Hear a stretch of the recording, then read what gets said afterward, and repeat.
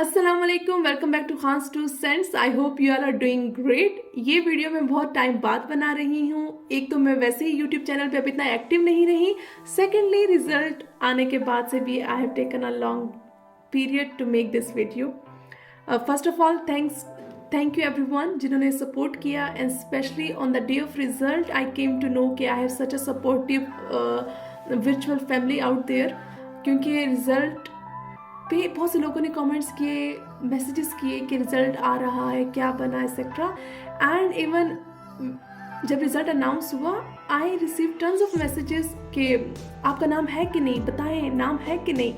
And when I told everyone then the wishes I have received. Even last night I received a message on Facebook और I think comment on YouTube के interview के लिए दुआएं कर रही हैं वो। So this is something which I could not have imagine कि ये जो फेलोज़ हैं ये इतना सपोर्ट करेंगे। Thank you everyone, and I hope and pray कि अगर आप लोग भी इस साल पेपर्स दे रहे हैं तो आप सब भी पास हों, और जिन्होंने अगर दे के नहीं पास हो सके तो आपने अभी दुनिया में और भी बहुत सी चीज़ें हैं, अभी आगे और अटैम्प्ट्स भी हैं, आप दे सकते हैं और कर सकते हैं इंशाल्लाह। आज की वीडियो में हम एक दूसरे से बात करेंगे रिगार्डिंग दिस जर्नी।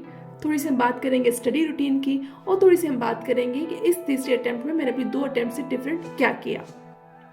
सबसे पहले तो this was my last attempt. I took my very first attempt in 2019, then in 2020 and 2022 was the last attempt. मई में पेपर्स हुए, सितंबर जैसे स्टार्ट हुआ जस्ट एज यूजुअल इंतज़ार स्टार्ट हो गया था रिजल्ट का, और फाइनली 6 दिसंबर को रिजल्ट अनाउंस हुआ।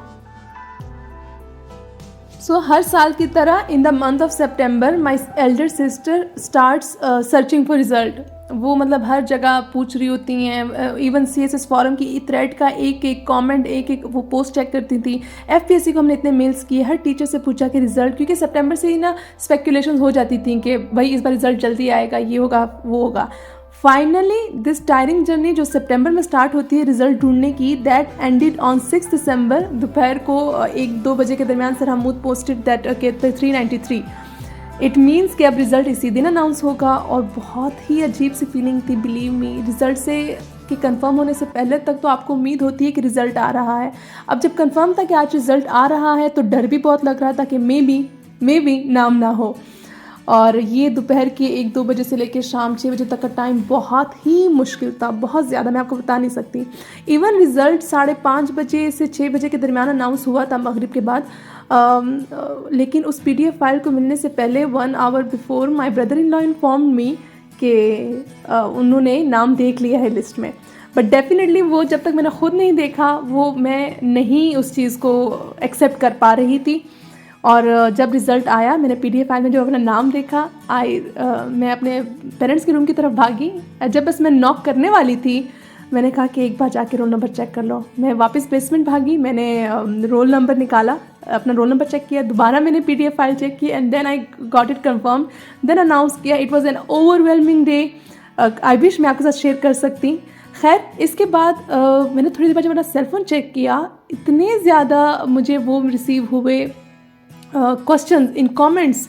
यूट्यूब की पुरानी वीडियोस पे कमेंट्स कर रहे हैं, जिनको फेसबुक पेज का पता था वो फेसबुक पे मैसेजेस कर रहे थे कि मैम आपका नाम आया है। और बिलीव मी मैंने अपने चैनल का नाम अपने नाम के साथ रखा इसलिए नहीं था, मैंने कहा था कि अगर मैं एलोकेट हो जाती हूँ फिर मैं अपना नाम डिस्क्लोज करूँगी। आई वंडर कि आप लोगों को नाम कैसे पता था, क्योंकि I received screenshots of PDF जिस पे आपने लिखा था कि ma'am is that you, ma'am is that you. तो definitely I had to announce. और before announcing in my own social circle, I announced with this virtual family first. Thank you everyone. On that day I realized कि I have a bunch of people out there as well जिनके बारे में मुझे नहीं पता इतना, लेकिन they all are supporting me. Anyways, ये जो PDF फाइल में अपना नाम देखने की ख्वाहिश थी, this was for all the previous 2 attempts. हर बार नाम नहीं, क्योंकि बस आप पास कैंडिडेट्स का नाम आता है और अपना नाम आपने चेक करना होता है। सो अल्हम्दुलिल्लाह this time I found my name, and बहुत ही ओवरवेलमिंग फीलिंग थी। अब भी 6 दिसंबर का दिन याद आता है तो लगता है कि ज़िंदगी की ना बहुत बड़ी अचीवमेंट हासिल हो गई थी उस दिन। हालांकि अभी आगे भी बहुत सफ़र है, और यकीन करें ये 7 दिसंबर की सुबह है और मुझे ना उस दिन सूरज और हर चीज़ अच्छी लग रही थी। That was that I can't express my feelings कि मतलब जॉब पे गई, जॉब की हर ड्यूटी करते हुए अच्छा लग रहा था, सब कुछ अच्छा लगता है आपको। अब ये तो चले पास हो गई हूँ मैं, अब बात करते हैं कि जर्नी स्टार्ट कब होती है। This is not something which started in 2018, ठीक है, when I had to prepare. ये चीज़ मेरे माइंड में थी when I was in grade 5।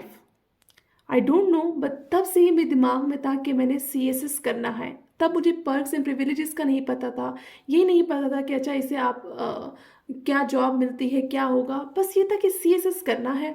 Even जब क्लास 10th में फेयरवेल पे हम फ्रेंड्स एक दूसरे को डायरीज लिख के देती थी कि your favourite colour, best friend, favourite food और ये चीज़ें, उसके एंड पे, उस बायोडेटा फॉर्म के एंड पे होता था कि योर एम और गोल।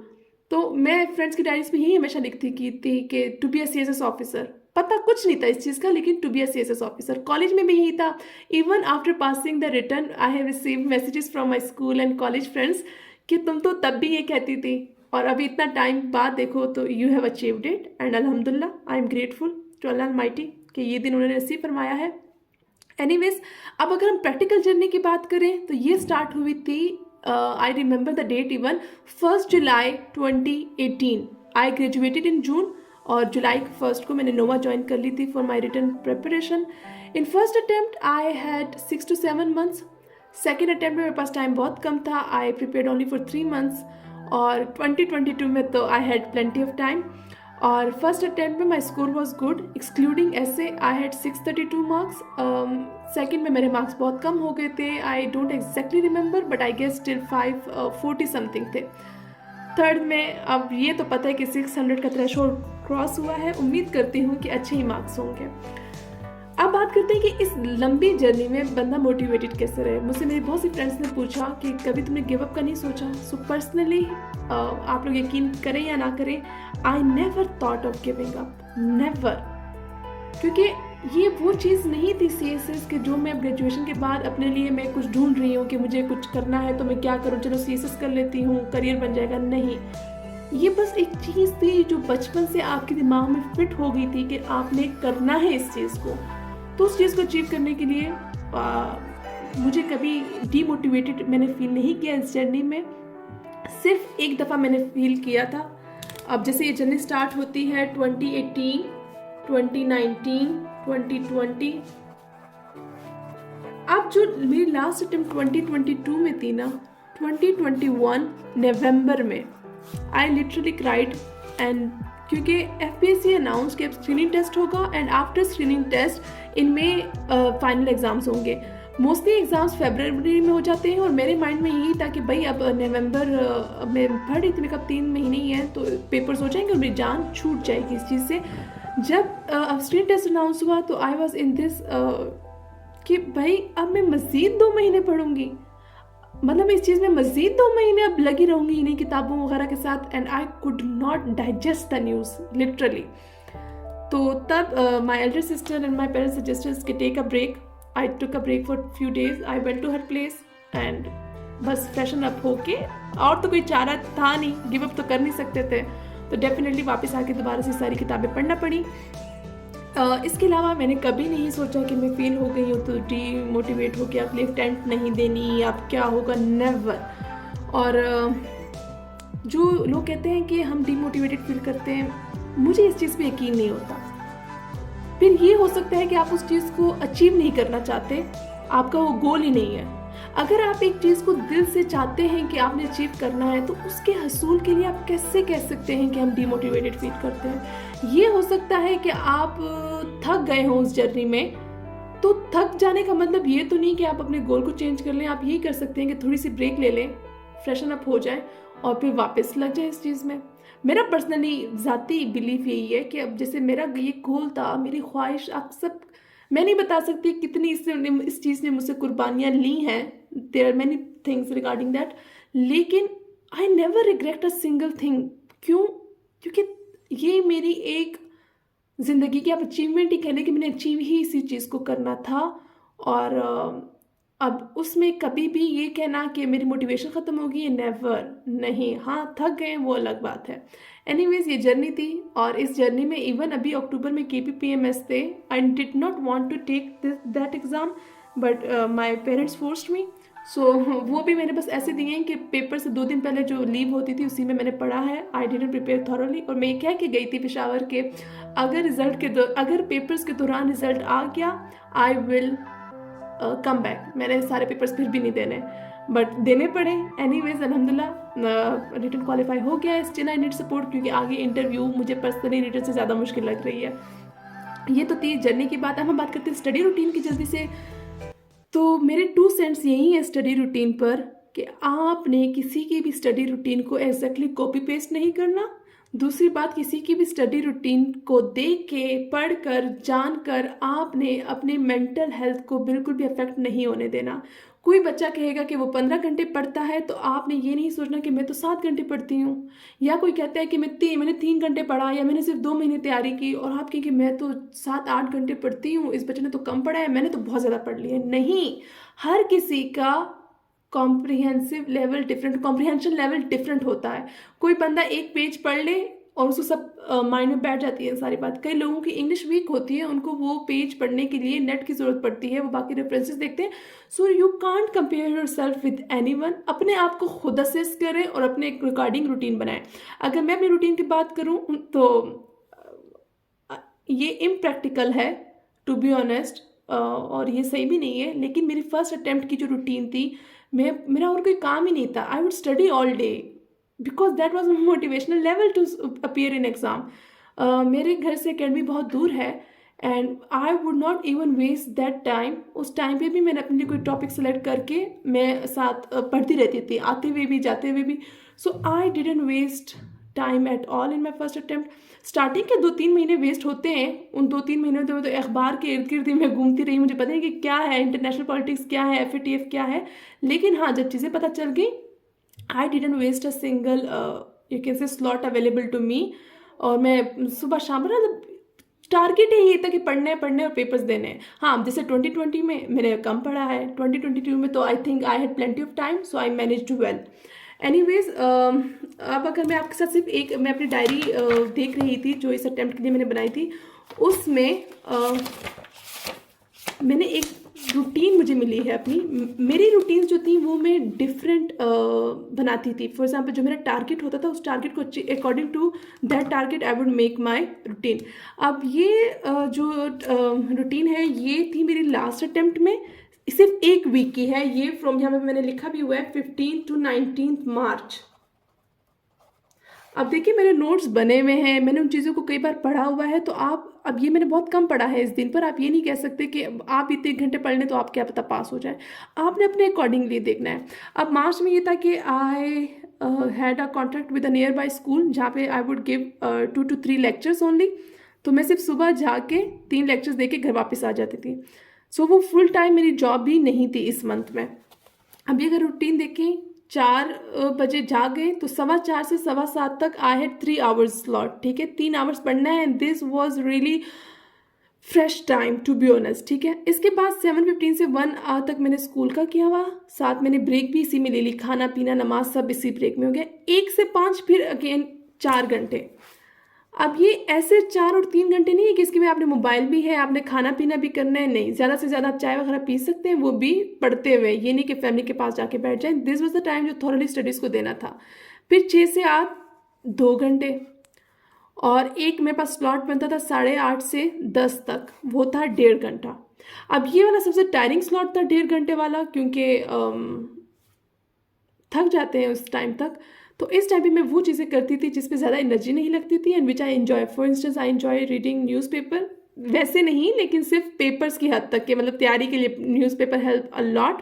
तो न्यूज़पेपर पढ़ लिया, उससे नोट्स बना लिए, फैक्ट्स एंड फिगर्स देख लिए, अभी मैं आपके साथ कुछ कोटेशन शेयर करूँगी, वो देख ली, लिख ली, पढ़ ली, रिवाइज कर ली, इस तरह। ठीक है, अब अगर देखिए मेरा टारगेट क्या था ये 5 दिनों का, 15 से 19 मार्च का, कि मैंने जेंडर स्टडीज़ थॉरली कंप्लीट करना है। इट मीन्स मैंने उसमें अगर नोट्स मज़ीद बनाने हैं, एडिशंस करनी है, कोई रिसर्च आर्टिकल्स पढ़ने हैं, वो भी करना है, साथ ही मैंने याद भी करना है जेंडर स्टडीज़ थॉरली 5 दिनों में कंप्लीट। अच्छा, करंट अफेयर को मैं ऐसे कह दूँगी कि करंट अफेयर मेरा डेली बेसिस पे होता था और ये ऐसे की तैयारी भी मैंने करंट अफेयर के साथ की थी। अब मैंने 4 टॉपिक सेलेक्ट किए हुए थे, feminism, climate change, education, economy.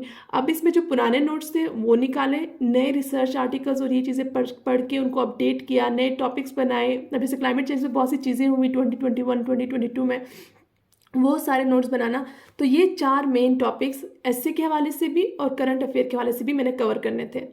प्रेसी paper मैंने सेलेक्ट किया है 2021 2020 और साथ ही वोकैबुलरी वर्ड्स जो जीआरई के होते हैं, साथ ही जनरल साइंस 2021 2022 का पेपर। अब इन 5 दिनों में मैंने सिर्फ ये नहीं करना था, ये न्यूज़पेपर भी डेली पढ़ना है, साथ ऐसे की आउटलाइन भी मैं लिखती थी। जैसे टाइम मिला कहीं पे आउटलाइन लिख ली, कभी टाइम मिला तो इंट्रोडक्शन लिख दिया। तो ये चीज़ें अलग चलती थी, बट ये मेन टारगेट था जो इन 5 दिनों में अचीव करना था। अब मैं अगर ढूंढूंगी कि मुझे बाकी भी रूटीन की, मैं रिटर्न अपनी टाइम टेबल बनाती थी, अगर मुझे मिल जाता है कहीं पे और अपने टाइम टेबल्स जो फुल डे के थे तो वो मैं भी आपसे ज़रूर शेयर करूँगी। दूसरा, आपने टाइम टेबल अपना बना लिया, ठीक है, फ्लेक्सिबल रखें, ज़रूरी नहीं है अब, लेकिन टॉपिक्स भी आप उस वीक के या उस दिन के लिए अलग से बना लिया करें कि इन टॉपिक्स को मैंने अचीव करना है इस टाइम पीरियड में। तो आपको मोटिवेशन ज़्यादा होती है कि आप फॉर एग्जाम्पल 3 टॉपिक आप अचीव कर लेते हो तो आपको होता है कि अच्छा नेक्स्ट भी 2 कर लेती हूँ ताकि टिक लग जाए सारे। सो ये आपने करना है। एक तो ये चीज़ होगी। लास्टली वीडियो बहुत लंबी होगी, ये बात करेंगे कि क्या डिफरेंट किया था इस बार मैंने डिफरेंट किया था रिटन प्रैक्टिस, ठीक है। अब ये जो मैंने डायरी बनाई है इस अटेम्प्ट के लिए, मैंने यहाँ पे लिखा हुआ है कि मैंने जीआरई लिस्ट थॉरली कंप्लीट करनी है ताकि मेरे प्रेसी के पेपर में मार्क्स अच्छे आए। रिटन प्रैक्टिस मैंने बहुत करनी है, मैंने राइटिंग की स्पीड बढ़ानी है, 35 to 40 मिनट्स पर क्वेश्चन मैंने टारगेट रखा था कि मैं करूँगी, हालांकि इसको मैं अचीव नहीं कर पाई, इसलिए ये नहीं हो पाया। और साथ मैंने कहा था कि मैंने रिकमेंडेड बुक्स को पढ़ना है, ये तो थी। अब रिटन प्रैक्टिस मैंने बहुत की है, स्पेशली नन अदर देन ऐसे की आउटलाइंस बनाना, इंट्रोडक्शन लिखना और फिर उनको चेक करवाना। तो अभी जो नेक्स्ट वीडियो होगी उसमें मैं डिटेल में आपसे ऐसे की बात करूंगी कि मैंने ऐसे को इस बार कैसे क्रैक किया, अपना उस पर्टिकुलर ऐसे को भी डिस्कस करूंगी और कहाँ कहाँ पे मैंने अपने एसेस और आउटलाइंस चेक करवाई हैं। So that's all. I hope you have found this video useful. Keep supporting the way you all are doing before as well. और अगर आपकी कोई queries हैं, कोई questions हैं, you can ask in comments, you can contact on Facebook as well. Thank you.